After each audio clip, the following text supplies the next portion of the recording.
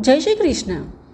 आषाढ़ माह के शुक्ल पक्ष में आने वाली एकादशी, जिसे देवशयनी एकादशी कहा जाता है, और इसी देवशयनी एकादशी के दिन से भगवान श्री हरि विष्णु 4 मास के लिए योग निद्रा में चले जाते हैं और इस 4 मास की अवधि को चातुर्मास कहा जाता है।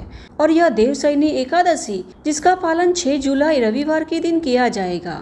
और इस एकादशी का पालन कैसे करना चाहिए, देवशयनी एकादशी व्रत की विधि क्या है, इसके विषय में आज हम जानेंगे। तो चलिए आज के वीडियो का आरंभ करते हैं। गर्ग संहिता के माधुर्य खंड में उल्लेख किया गया है कि एक समय सुंदर श्री कृष्ण का दर्शन करके सभी गोपियां उन पर मोहित हो गई और श्री कृष्ण की प्रसन्नता के लिए कोई व्रत पूछने के उद्देश्य से श्रीमती राधा रानी के पास गई। तब श्रीमती राधा रानी ने कहा कि श्री कृष्ण की प्रसन्नता के लिए तुम सब एकादशी व्रत का अनुष्ठान करो, उससे साक्षात श्री कृष्ण तुम्हारे वश में हो जाएंगे, इसमें कोई संशय नहीं है। तब सभी गोपियों ने आश्चर्यपूर्वक पूछा कि हे राधिके, वर्ष में कितनी एकादशी आती है और प्रत्येक माह में आने वाली एकादशी का व्रत किस भाव से करना चाहिए। तब श्रीमती राधा रानी ने कहा कि हे गोप कुमारियों, वर्ष में कुल 24 एकादशी आती है और प्रत्येक माह के शुक्ल और कृष्ण पक्ष की एकादशी का समभाव से पालन करना चाहिए। हे सखियों, अब एकादशी व्रत के नियम सुनो। तो इस प्रकार राधा रानी जी ने एकादशी व्रत का महात्म्य समझाते हुए एकादशी व्रत की संपूर्ण विधि गोपियों को समझाई थी। और आज हम श्रीमती राधा रानी ने सभी गोपियों को जो एकादशी व्रत की विधि बताई थी, इसी विधि का श्रवण करेंगे। राधा रानी जी कहती है कि मनुष्य को चाहिए कि एकादशी का पालन करने हेतु व्यक्ति को 10वीं को ही एक समय भोजन करना चाहिए और रात्रि में जितेंद्रिय रहकर भूमि पर शयन करे, जल भी एक ही बार पिए, धुला हुआ वस्त्र पहने और तन मन से अत्यंत निर्मल रहे। फिर एकादशी के दिन ब्रह्म मुहूर्त में उठकर श्री हरि के चरणों में प्रणाम करे। तदंतर शौचादि से निवृत्त होकर स्नान करे।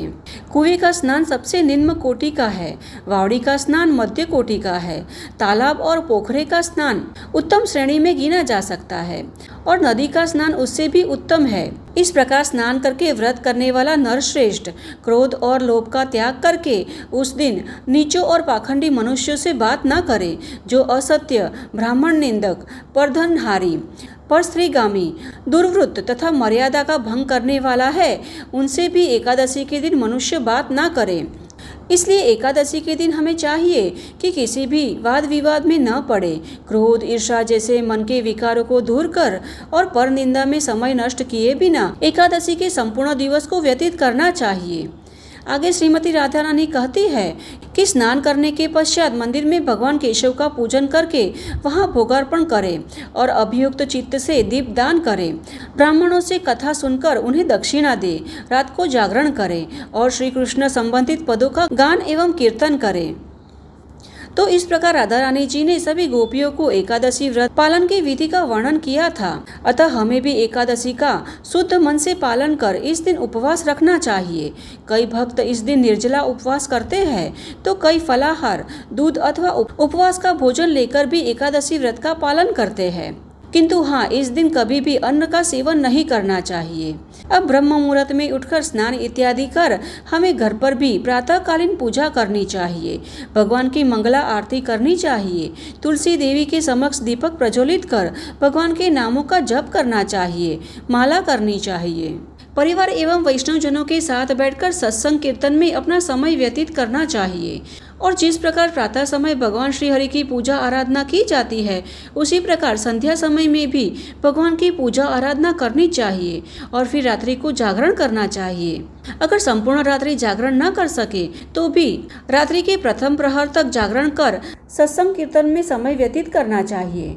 और फिर अगले दिन यानी द्वादशी के दिन ब्रह्म मुहूर्त में उठकर स्नान आदि से निवृत्त होकर भगवान मधुसूदन की मंगला आरती करनी चाहिए, पूजा आराधना करनी चाहिए और फिर भगवान को भोग अर्पित करने हेतु स्वादिष्ट एवं सात्विक भोजन बनाना चाहिए। और हो सके तो यह सब कार्य सूर्योदय से पूर्व ही कर लेने चाहिए। और फिर भगवान को फल, दूध, जो भी अपनी क्षमता अनुसार भोग तैयार किया गया हो, उसे तुलसी पत्र रखकर भगवान को भोग अर्पित करना चाहिए। किंतु हाँ, एकादशी के दिन तुलसी पत्र नहीं तोड़ने चाहिए, इसलिए एकादशी के एक दिन पूर्व ही तुलसी पत्र तोड़कर रख लेने चाहिए। अब भगवान को भोग अर्पित करने के पश्चात किसी ब्राह्मण या सुयोग्य व्यक्ति को भोजन करवाना चाहिए, उन्हें क्षमता अनुसार दान दक्षिणा देनी चाहिए और सम्मान पूर्वक उन्हें विदा करना चाहिए। एकादशी और द्वादशी के दिन दान करना अत्यंत लाभदायी होता है, इसलिए इस दिन अपनी क्षमता अनुसार कुछ न कुछ दान अवश्य करें। गाय की सेवा करनी चाहिए तथा सुयोग्य व्यक्ति को अन्न का दान करना चाहिए, जिससे भगवान मधुसूदन अत्यंत प्रसन्न होते हैं। और हम एकादशी का पालन इसीलिए तो करते हैं कि भगवान मधुसूदन प्रसन्न हो सके। अब ब्राह्मण अथवा जरूरतमंद को भोजन करवाने के पश्चात स्वयं भी पारण के निर्धारित समय पर भोजन कर लेना चाहिए। तो इस प्रकार एकादशी और द्वादशी का श्रद्धा एवं विधि विधान पूर्वक पालन करने से भगवान श्री हरि अवश्य प्रसन्न होते हैं और उनकी अनन्य भक्ति प्रदान करते हैं, जो हमें मोक्ष के मार्ग पर अग्रसर करने में सहायता करती है। आगे श्रीमती राधा रानी जी ने यह भी कहा है कि वैष्णव व्रत यानी एकादशी का पालन करना हो तो दशमी को कांसे के पात्र में मांस, मसूर, कोदो, चना, साग, शहद, पराया अन्न, दोबारा भोजन तथा मैथुन इन 10 वस्तुओं को त्याग दें। जुए का खेल, निंद्रा, मदपान, दंत धावन, परनिंदा, चुगली, चोरी, हिंसा, रति, क्रोध और असत्य भाषण, एकादशी को इन 11 वस्तुओं का त्याग कर देना चाहिए। कांसे का पात्र, मांस, शहद, तेल, मिथ्या भोजन, पिट्ठी, साठी का चावल और मसूर आदि का द्वादशी को सेवन न करें। इस विधि से उत्तम एकादशी व्रत का अनुष्ठान करें। तो इस प्रकार गर्ग संहिता में एकादशी व्रत की विधि का संपूर्ण वर्णन श्रीमती राधा रानी जी ने गोपियों के समक्ष किया था और इस एकादशी व्रत की महिमा का राधा रानी जी ने जो वर्णन किया है उसके श्रवण मात्र से वाजपेयी यज्ञ का फल प्राप्त हो जाता है। जो 28,000 ब्राह्मण भोजन करवाता है उसको जिस फल की प्राप्ति होती है उसी को एकादशी का व्रत करने वाला मनुष्य उस व्रत के पालन मात्र से प्राप्त कर लेता है।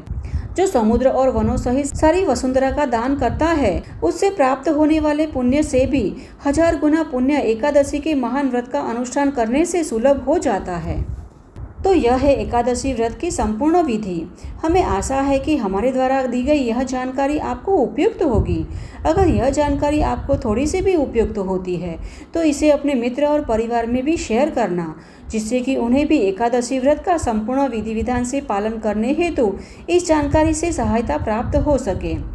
और ऐसी ही वैदिक और प्रमाणभूत जानकारी प्राप्त करने के लिए इस चैनल को सब्सक्राइब भी कर लीजिएगा। तो चलिए हमारे शास्त्रों में वर्णित ऐसे ही महत्वपूर्ण और वैदिक जानकारियों के साथ फिर से मिलते हैं। तब तक के लिए जय श्री कृष्णा।